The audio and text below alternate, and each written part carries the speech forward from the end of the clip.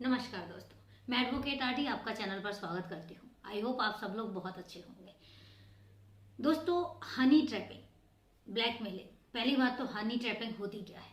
Honey trapping एक ऐसा मामला होता है जिसमें आप किसी को अश्लील वीडियो, अश्लील फोटो, ये सब चीजें दिखाकर और ब्लैकमेल करते हैं। किसी की उसके जाने बिना उसकी फोटो खींचना, अश्लील फोटो खींचना, अश्लील वीडियो बनाना और उसके बाद उसको ब्लैकमेल करना पैसों के लिए, किसी और चीज़ के लिए, उसको कहते हैं हनी ट्रैपिंग। हनी ट्रैपिंग की बात मैं इसलिए कर रही हूँ क्योंकि उड़ीसा में एक केस है जिसने तहलका मचाया हुआ है। राजनेताओं से लेकर बड़े बड़े बिजनेसमैन तक सबकी आंखों की नींद उड़ाई हुई थी, क्योंकि हनी ट्रैपिंग और ये ब्लैकमेलिंग, इन सब चीज़ों ने सबको बहुत ज़्यादा बेचैन किया हुआ था। अब कौन है जो हनी ट्रैपिंग कर रहा था, कौन है जो ब्लैकमेल कर रहा था, तो उसी के बारे में आज हम बात करेंगे। क्या है पूरा मैटर और कैसे ये राज खुला, क्योंकि ये चीज़ जो है ये एक दिन से नहीं थी, ये सालों से चली आ रही थी। लेकिन 2022 में इस केस का पर्दाफाश हुआ और पता चला कि एक कपल है जो हनी ट्रैपिंग में बहुत इंटरेस्ट ले रहा और हनी ट्रैपिंग बहुत जोर शोर से चल भी रहा था। और उस कपल ने एक दो नहीं, करोड़ों लाखों रुपए बनाए। तो क्या है ये मामला, जानेंगे आज की वारदात में। आज की वारदात शुरू करूं उससे पहले यही कहना चाहूंगी कि अगर आप अपने इस परिवार में नए हैं और अभी तक आपने चैनल सब्सक्राइब नहीं किया है तो चैनल सब्सक्राइब जरूर कर लें और इसके अलावा बेल आइकन जरूर प्रेस कर दें फर्दर नोटिफिकेशन के लिए। और इसके साथ ही वारदात के बारे में आपकी क्या राय है, कमेंट करके जरूर बताएं। तो चलिए दोस्तों, शुरू करते हैं आज की वारदात। आज की वारदात ना कहूँ, आज की कहानी कहूँ तो ज़्यादा अच्छा लगेगा, क्योंकि कोई वारदात नहीं होती है। हाँ, क्राइम जरूर होता है, 420 जरूर होती है, ब्लैकमेलिंग जरूर होती है, हनी ट्रैपिंग जरूर होती है, लेकिन कोई हादसा नहीं होता, कोई दुर्घटना नहीं होती। बात आती है 12 दिसंबर 2023 को। 12 दिसंबर 2023 को अर्चना नाग जमानत पर जेल से बाहर आती है और उनको सख्त हिदायत दी जाती है कि सबसे पहले तो बिना बताए वो शहर से बाहर नहीं जाएंगी। दूसरी चीज, उनका पासपोर्ट जब्त कर लिया जाता है। तीसरी चीज, उनसे ये कहा जाता है कि जब तक आप जमानत में हैं तब तक आपके खिलाफ कोई भी रिपोर्ट दर्ज नहीं होनी चाहिए। और कौन है अर्चना नागचंद, इसके बारे में हम आज बात करेंगे। उड़ीसा का एक छोटा सा शहर है बुलांगनी। 2015 में बुलांगनी से एक लड़की अर्चना नाग भुवनेश्वर आती है। भुवनेश्वर आने के बाद चूंकि ग्रेजुएशन किया होता है तो वो एक कंपनी में जॉब करने लग जाती है, लेकिन चंद महीने होते हैं उसका जॉब में दिल नहीं लगता, तो उसके बाद वो अपना एक ब्यूटी पार्लर खोल लेती है। ब्यूटी पार्लर खोलने के बाद धीरे धीरे उसका ब्यूटी पार्लर चल निकलता है। चूंकि सुंदर थी, स्मार्ट थी, एक्टिव थी, बात करने में तेज तर्रार थी, तो उसका जो पार्लर है वो बहुत अच्छे से चल पड़ता है। साल 2 साल निकलते हैं। उसके बाद 2017 में उसकी मुलाकात होती है जगबंधु नामक एक युवक के साथ, जिसकी अपनी गांव में ही किराना की दुकान थी। दोनों महत्वाकांक्षी, यहाँ पर अर्चना भी महत्वाकांक्षी, वहां पर जगबंधु भी महत्वाकांक्षी। दोनों महत्वाकांक्षी, दोनों जिंदगी में कुछ करना चाहते थे। अब दोनों में प्रेम प्रसंग जो है वो चल पड़ता है, दोनों में दोस्ती होती है, फिर प्यार होता है और उसके बाद दोनों शादी कर लेते हैं। अब शादी के बाद चूंकि दोनों महत्वाकांक्षी थे तो इसके बाद उनके दिमाग में खुराफात जन्म ले लेता है। धीरे धीरे, छोटे लेवल से ही सही, अर्चना नाग और जगबंधु नागचंद दोनों ब्लैकमेलिंग शुरू करते हैं। छोटे छोटे बिजनेसमैन को ब्लैकमेलिंग शुरू करते हैं। और सबसे बड़ी बात थी कि जो जगबंधु नागचंद है वो अपने आप को इंट्रोड्यूस करवाता था किसी भी बड़े बिजनेसमैन के सामने या बड़ी फैमिली के सामने, पैसे वाली फैमिली के सामने, कि उसका जो है वो पॉलिटिक्स में अच्छा खासा नाम है, वो पॉलिटिक्स में किसी एक राजनेता का रिश्तेदार है। वो इस तरीके से अपने आप को इंट्रोड्यूस करवाता था। और साथ ही जो अर्चना है, अर्चना को वो इंट्रोड्यूस करवाता था कि वो एडवोकेट है। और इस तरीके से उन बिजनेसमैन को या पैसे वाली फैमिलीज को, उनके साथ वो रिश्ता बनाते थे, अच्छे से फैमिली रिलेशन बनाते थे। और इसके बाद वो अपने घर पर बुलाते थे डिनर के लिए, लंच या डिनर के लिए। जब वो लंच और डिनर के लिए नाग फैमिली के पास आते तो इसके बाद खाने में कोई ना कोई नशीला पदार्थ मिलाते थे। जब वो खाना खाते तो उसके बाद किसी ना किसी तरीके से उनकी अश्लील फोटो ले ली जाती या उनकी अश्लील वीडियो ले ली जाती। और इसके बाद, और इसमें कोई और नहीं, अर्चना नाग खुद ही इन्वॉल्व होती थी। अश्लील फोटो और अश्लील वीडियो निकालने में, कहीं ना कहीं अट्रैक्ट करने में, कहीं ना कहीं उन लोगों को फंसाने में अर्चना नाग का हाथ होता था। और अश्लील फोटो और वीडियो के बाद जब उनको होश आता, उनको ब्लैकमेल करते और कहते कि इतने पैसों की ज़रूरत है, अगर नहीं दिए तो तुम्हारी फ़ोटो और वीडियो जो है वो वायरल हो जाएंगे। अब कोई भी हो, बहकता हर कोई है, क्योंकि इतना साधु संत तो कोई नहीं होता, ये आप सब जानते हैं, हम सब जानते हैं। तो और डर भी लगता है, क्योंकि हम बहकना तो चाहते हैं, हर इंसान बहकना चाहता है, लेकिन समाज में बाहर नहीं आना चाहता, समाज में खुल्लम खुल्ला बहकना नहीं चाहता। हर इंसान अपने दो रूप लेकर चलता है, एक इनसाइड और एक आउटसाइड। हर इंसान के दो चेहरे होते हैं और ये हकीकत है। बहुत कम लोग ऐसे होंगे जो अपने सिद्धांतों पर टिके रहते हैं, अदरवाइज मोस्टली 99% लोगों के दो चेहरे होते हैं, एक पर्दे के अंदर का और एक पर्दे के बाहर का। तो ऐसा ही होता है।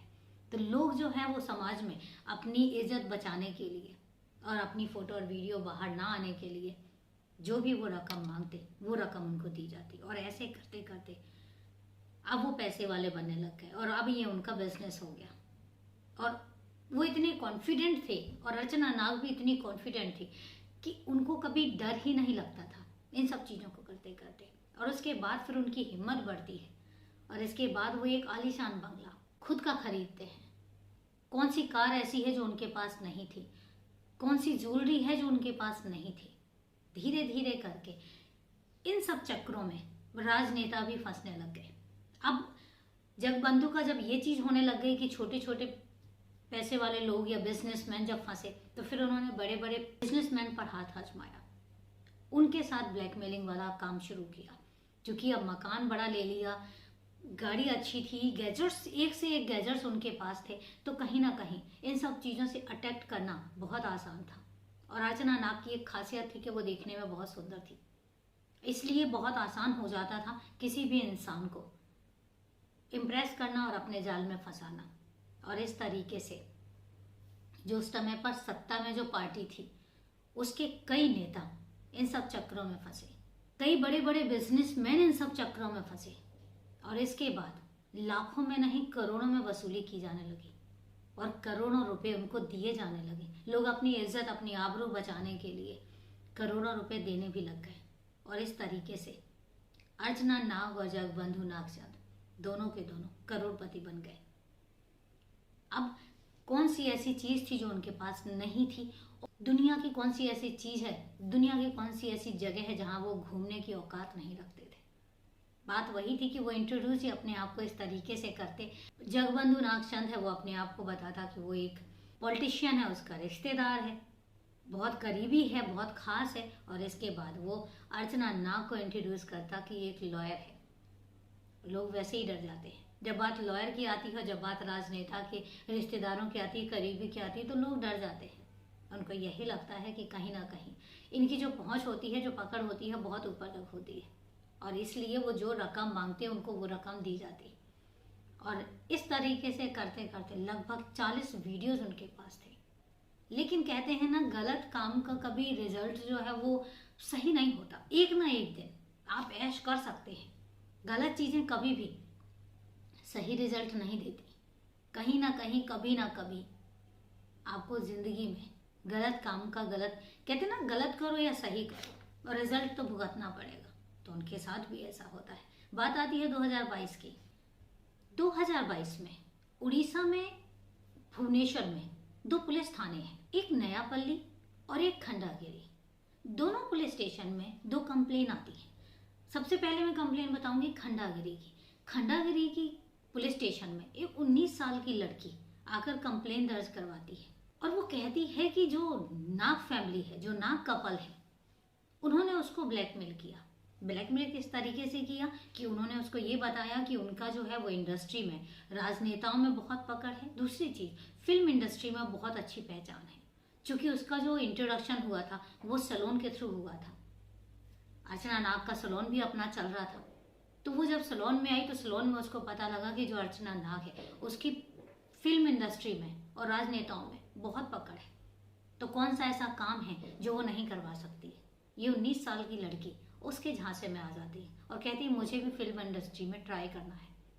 तो इस तरीके से उसकी अर्चना के साथ जान पहचान बढ़ती है। जब जान पहचान बढ़ती है तो एक दिन अर्चना उसको अपने घर पर बुलाती है और घर पर बुलाने के बाद उस लड़की को कोल्ड ड्रिंक सर्व किया जाता है और ड्रिंक में नशीला पदार्थ होता है। उस नशीले पदार्थ के चलते लड़की जो है वो बेहोश हो जाती है। इसके बाद जब उसको होश आता है तो वो देखती है कि उसकी बॉडी पर एक भी कपड़ा नहीं है।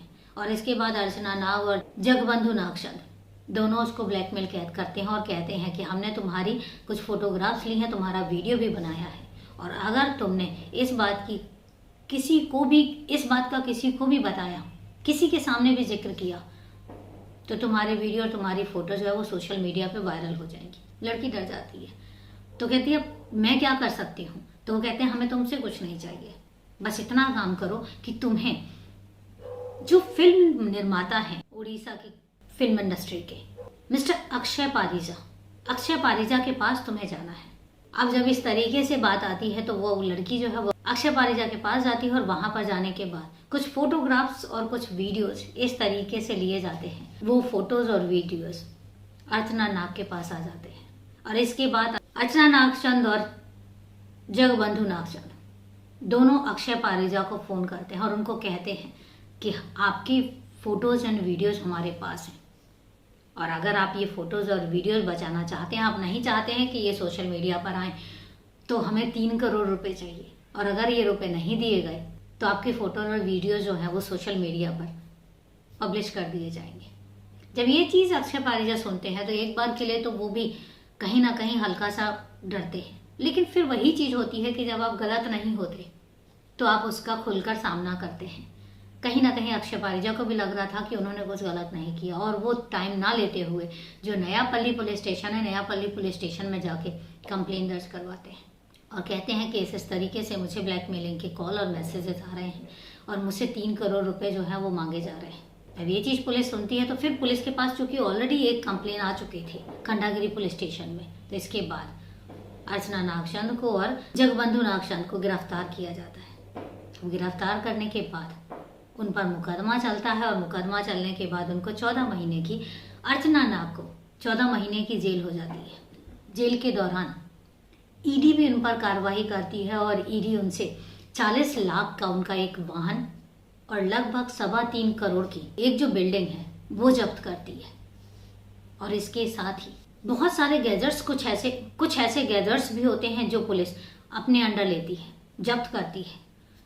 चूंकि गैजेट्स को जब्त करने का मतलब, जो अभी तक खुलासा हुआ, गैजेट्स को अभी तक जब्त करने का मतलब मामले की तहकीकात नहीं थी, बल्कि राजनेताओं के नाम जो हैं वो रफा दफा करने के लिए वो गैजेट्स जो हैं वो जब्त किए थे पुलिस ने।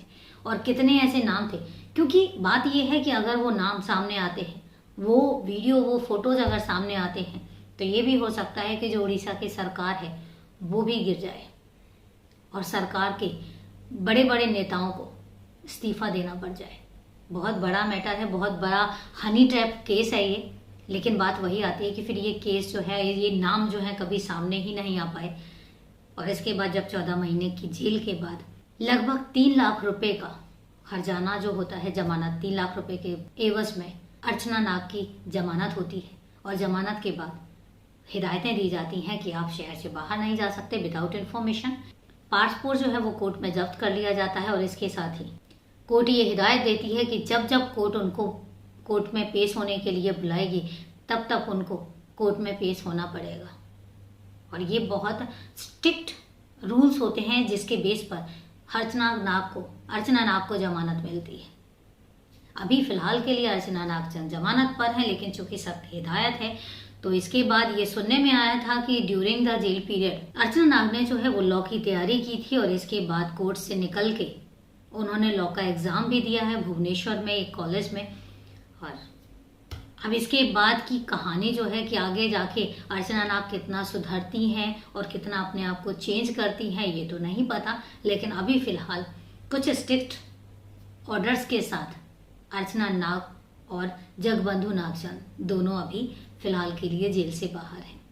तो ये है पूरी हनी ट्रैपिंग की कहानी। कैसे एक गांव की साधारण सी लड़की, कैसे एक गांव में किराना स्टोर चलाने वाला साधारण सा युवक महत्वाकांक्षा के चलते कैसे कैसे केसेस में पड़ता गया और कैसे कैसे प्लानिंग एंड प्लॉटिंग करने लग गया, और उसके बाद अंजाम देखिए। कोई बड़ा टाइम नहीं हुआ था 2017 के बाद। 2017 में उनकी शादी हुई थी, 2017 के बाद 2022 में ये केस जो है वो सामने आया। नो डाउट इतने टाइम में उन्होंने कमाया भी बहुत, बहुत अर्न किया, बहुत ब्लैकमेलिंग के थ्रू बड़ा पैसा वसूल किया, लेकिन कहते ना गलत काम का गलत नतीजा होता ही है। तो ये तो थी आज की पूरी कहानी। वारदात तो मैं नहीं कहूँगी, आज की पूरी कहानी। आप इस कहानी के बारे में अपनी क्या राय देना चाहते हैं कमेंट बॉक्स में जाके कमेंट करके ज़रूर बताएं। तो चलिए दोस्तों, मिलते हैं फिर कल एक नई वारदात के साथ। तब तक के लिए नमस्कार, जय हिंद।